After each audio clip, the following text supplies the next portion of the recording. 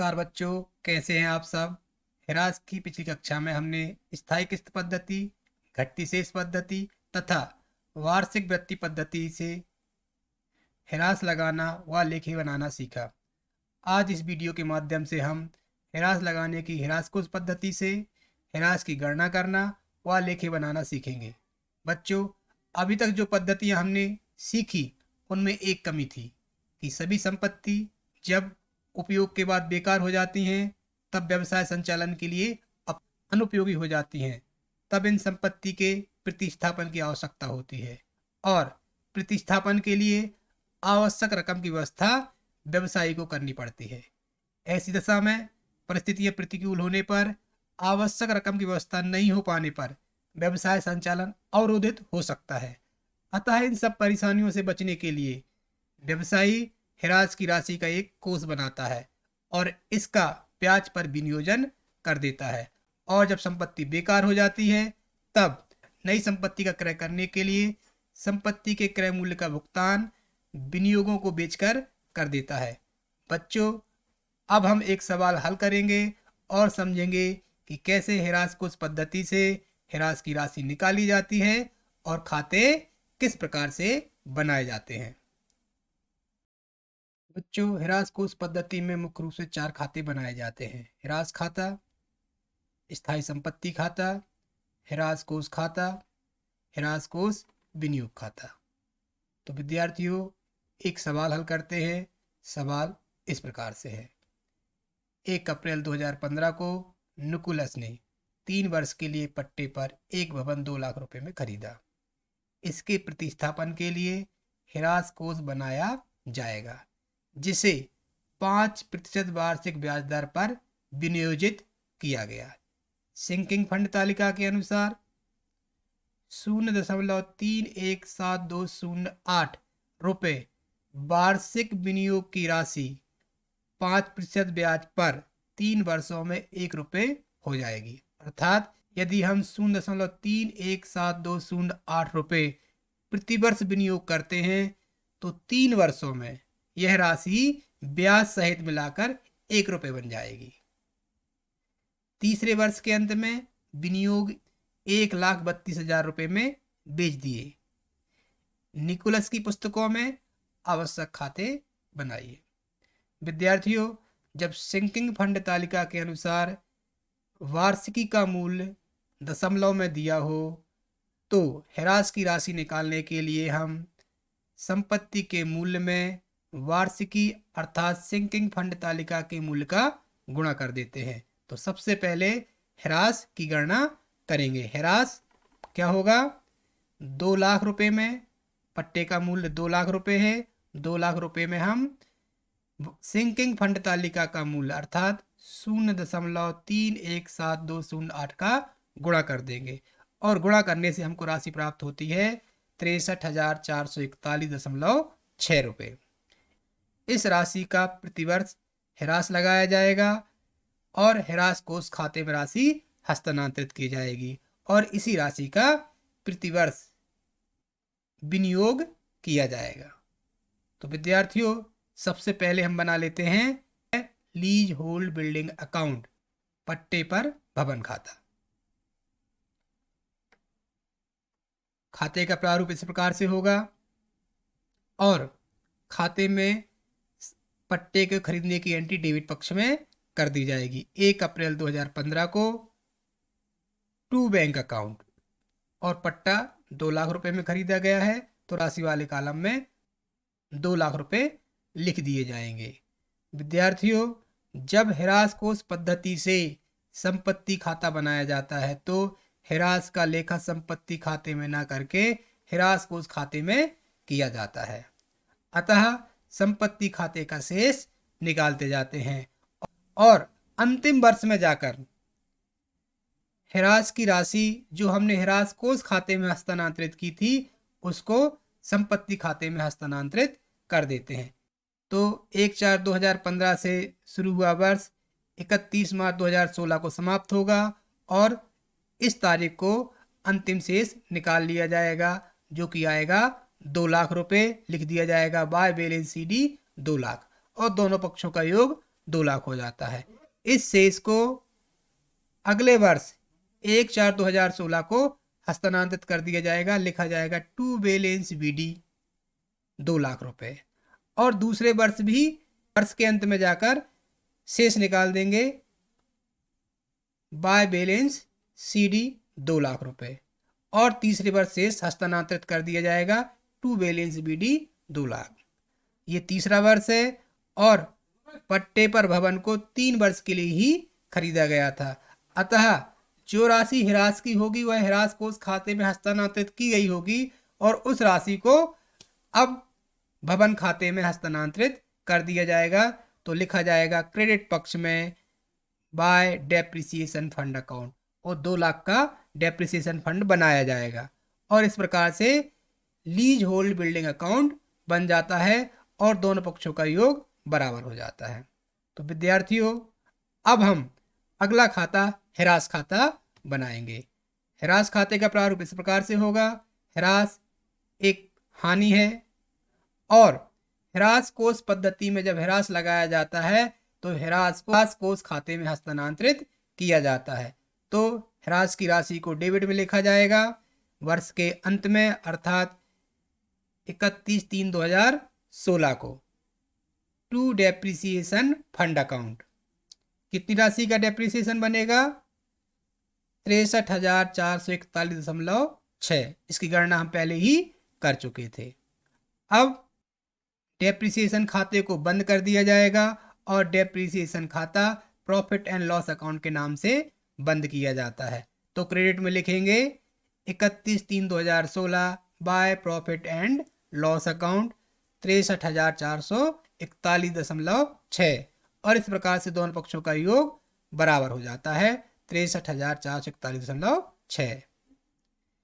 अब next year 31/3/2017 को फिर से हिरास लगाया जाएगा और हिरास लिखा जाएगा डेबिट पक्ष में टू डेप्रिसिएशन फंड अकाउंट, और हिरास की राशि कितनी होगी? 63,441.6। पुनः 2017 में भी हिरास की राशि को लाभ हानि खाते में हस्तांतरित कर दिया जाएगा, लिखा जाएगा by profit and loss account 63,441.6। अब खाते का योग कर दिया जाएगा, खाते का योग बराबर आ रहा है। अब तीसरे वर्ष 2018 31/3/2018 को हिरास लगाया जाएगा। हिरास का लेखा डेबिट में टू डेप्रिसिएशन फंड अकाउंट के नाम से किया जाता है। तो लिख देते हैं 31/3/2018 टू डेप्रिसिएशन फंड अकाउंट 63,441.6। हिरास की राशि को लाभ हानि खाते के नाम से बंद कर दिया जाएगा 31/3/2018 by profit and loss account 63,441.6। इस प्रकार से अब हम दोनों पक्षों का योग लगा लेंगे, योग बराबर आ रहा है। इस प्रकार से हमारा डेप्रिसिएशन अकाउंट बनके तैयार हो जाता है। अब नेक्स्ट अकाउंट हम बनाएंगे depreciation fund account. Depreciation fund account और डेप्रिसिएशन फंड इन्वेस्टमेंट अकाउंट दो महत्वपूर्ण खाते हैं। पहले हम बना लेते हैं डेप्रिसिएशन फंड अकाउंट। खाते का प्रारूप इस प्रकार से होगा। अब डेप्रिसिएशन फंड में राशि डेप्रिसिएशन अकाउंट से आएगी जिसका लेखा क्रेडिट पक्ष में किया जाएगा, क्योंकि जितने भी कोष होते हैं वह एक लायबिलिटीज की भांति होते हैं और लायबिलिटीज में वृद्धि को क्रेडिट किया जाता है। तो वर्ष के अंत में 31/3/2016 को लिखा जाएगा बाय डेप्रिसिएशन अकाउंट। डेप्रिसिएशन की राशि थी 63,441.6। अब इस खाते का योग लगाकर शेष निकाल दिया जाएगा, और शेष कितना निकलेगा? एक ही राशि है खाते में 63,441.6, तो शेष भी यही आएगा। तो शेष लिख दिया जाएगा डेबिट में टू बैलेंस सीडी 63,441। दोनों पक्षों का योग बराबर है, योग लगा दिया हमने, और इस शेष को अगले वर्ष 1 तारीख को अगले वर्ष हस्तांतरित कर दिया जाएगा 1/4/2016 को बाय बैलेंस BD 63,441.6। इस वर्ष के अंत में ह्रास लगाया जाएगा। ह्रास का लेखा डेप्रिसिएशन फंड अकाउंट के क्रेडिट में किया जाएगा। 31/3/2017 बाय डेप्रिसिएशन अकाउंट 63,441.6। विद्यार्थियों, हमें पता है कि इस राशि का विनियोग किया जा चुका है। इस राशि का विनियोग किया जा चुका है और उस विनियोग पर हमें अब 1 वर्ष का ब्याज प्राप्त हो जाएगा। तो ब्याज का लेखा डेप्रिसिएशन फंड अकाउंट के क्रेडिट में किया जाएगा बाय बैंक अकाउंट इंटरेस्ट के लिए। विद्यार्थियों, कुछ लेखा पुस्तकों में बाय बैंक अकाउंट के स्थान पर interest on depreciation fund investment account लिखा होता है। तो दोनों ही सही हैं। यहाँ पर हम लिख सकते हैं बाय बैंक अकाउंट या लिख सकते हैं bye interest on depreciation fund investment account. मैंने सुविधा के लिए यहाँ पर बाय बैंक अकाउंट लिखा है। तो पहले हम ब्याज की गणना कर लेते हैं। ब्याज की गणना प्रारंभिक शेष पर की जाएगी क्योंकि यही राशि 1 वर्ष के लिए विनियोजित हो चुकी है। तो ब्याज की गणना इस प्रकार से होगी। 63,441 का 5% ब्याज निकल कर आता है 3,172 और इस राशि को हम बाय बैंक अकाउंट लिख देंगे क्रेडिट पक्ष में। अब दोनों पक्षों का योग लगाकर शेष निकाल दिया जाएगा। शेष लिखा जाएगा डेबिट पक्ष में 31/3/2017 टू बैलेंस CD 1,30,055.2 और योग भी 1,30,055.2 आता है। इस शेष को नेक्स्ट ईयर हस्तांतरित कर दिया जाएगा। 1/4/2017 को बाय बैलेंस BD 1,30,055.2। विद्यार्थियों, इस वर्ष फिर से ह्रास लगाया जाएगा। ह्रास का लेखा क्रेडिट में किया जाता है 31/3/2018 बाय डेप्रिसिएशन अकाउंट और डेप्रिसिएशन प्रतिवर्ष 63,441.6 लगाया जाता है। तो लिख देते हैं 63,441.6। अब इस वर्ष फिर से ब्याज प्राप्त होगा और इसे ह्रास कोष खाते अर्थात डेप्रिसिएशन फंड अकाउंट में हस्तांतरित कर दिया जाएगा। तो लिखा जाएगा बाय बैंक अकाउंट। विद्यार्थियों, मैं पहले ही बता चुका हूं, बाय बैंक अकाउंट के स्थान पर कुछ लेखा पुस्तकों में bye interest on depreciation fund investment account लिखा जाता है। दोनों ही सही हैं। अब हम कर लेते हैं ब्याज की गणना। ब्याज की गणना होगी 1,30,055 पर 5% 6,502.4 लिख लेते हैं इस रकम को। तो रकम लिख दी हमने क्रेडिट पक्ष में। इसके बाद दोनों पक्षों का योग लगाया जाएगा और शेष निकाला जाता है। लेकिन ध्यान दीजिएगा कि इस पृष्ठ में पट्टे पर भवन 3 वर्ष के लिए लिया गया था, अर्थात यह अंतिम वर्ष है।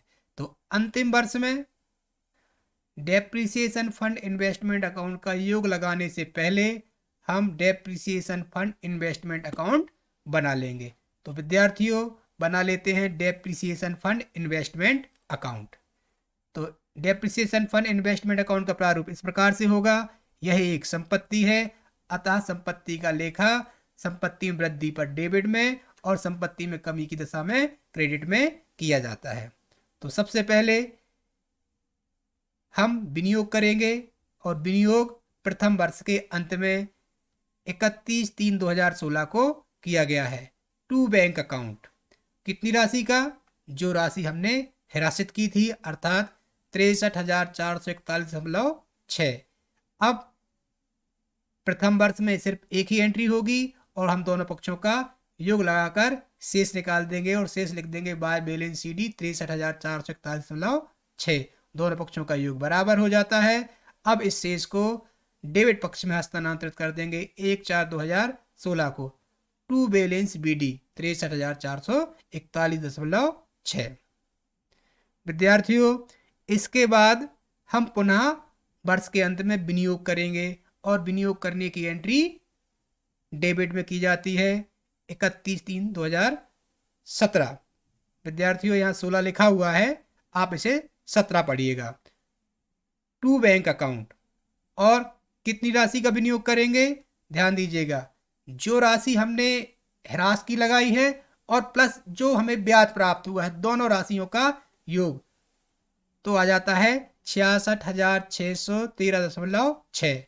कौन कौन सी राशि है, 63,441.6, और जो हमने ब्याज कैलकुलेट किया था 3,172, दोनों को हमने जोड़ दिया है तो रकम हो जाती है 66,613.6। इसके बाद दोनों पक्षों का योग कर लिया जाएगा और शेष निकाल दिया जाएगा, और शेष लिखा जाएगा क्रेडिट पक्ष में बाय बैलेंस CD। शेष आ जाता है 1,30,055.2, और इस शेष को अगले वर्ष हस्तांतरित कर दिया जाएगा 1/4/2018 को। To balance BD 1,30,055.2। विद्यार्थियों, जब हम ह्रास कोष पद्धति से विनियोग खाता बनाते हैं तो अंतिम वर्ष में विनियोग नहीं करते हैं। अंतिम वर्ष में विनियोग को बेच दिया जाता है और प्रश्न में विनियोग 1,32,000 रुपए में बेचे गए हैं। बेचने की एंट्री हम क्रेडिट पक्ष में कर देंगे बाय बैंक अकाउंट। 1,32,000, दोनों पक्षों का योग कर लेते हैं। योग क्रेडिट पक्ष का अधिक है 1,32,000, और अंतर की राशि को डेबिट में लिख दिया जाएगा और इस राशि को ह्रास कोष खाते में हस्तांतरित की जाएगी। विद्यार्थियों, इसीलिए हमने ह्रास कोष खाता पूरा नहीं बनाया था। क्यों? क्योंकि अगर विनियोग पर लाभ या हानि होती है तो उस लाभ या हानि को ह्रास कोष खाते में हस्तांतरित किया जाता है, डेप्रिसिएशन फंड अकाउंट में हस्तांतरित किया जाता है। तो कितनी राशि निकल के आती है, तो लिख लेते हैं। टू डेप्रिसिएशन फंड अकाउंट 1,944.8, और दोनों पक्षों का योग बराबर कर देते हैं हम। इस राशि को हम अब डेप्रिसिएशन फंड अकाउंट में लिखेंगे। किस पक्ष में लिखेंगे इसको, यहां पर डेबिट में है तो डेप्रिसिएशन फंड अकाउंट के क्रेडिट में एंट्री कर देंगे। तो कर देते हैं credit side entry bye depreciation fund investment account के नाम से 1,944.2। अब हम दोनों पक्षों का योग लगाएंगे और राशि को मशीनरी खाते में हस्तांतरित कर देंगे। तो मशीनरी खाते में हस्तांतरित कर देंगे to leasehold building account के नाम से, क्योंकि यहां पर संपत्ति का नाम लीज होल्ड बिल्डिंग अकाउंट है, 2 लाख रुपए। अब दोनों पक्षों का योग करेंगे, योग बराबर नहीं होगा तो अंतर की राशि निकाल लेंगे। योग करते हैं, योग क्रेडिट साइड का अधिक है तो अंतर की राशि हमने डेबिट में लिख दी 1,944.4 प्रॉफिट एंड लॉस अकाउंट के नाम से। तो दोनों पक्षों का योग कर दिया, योग बराबर आ गया।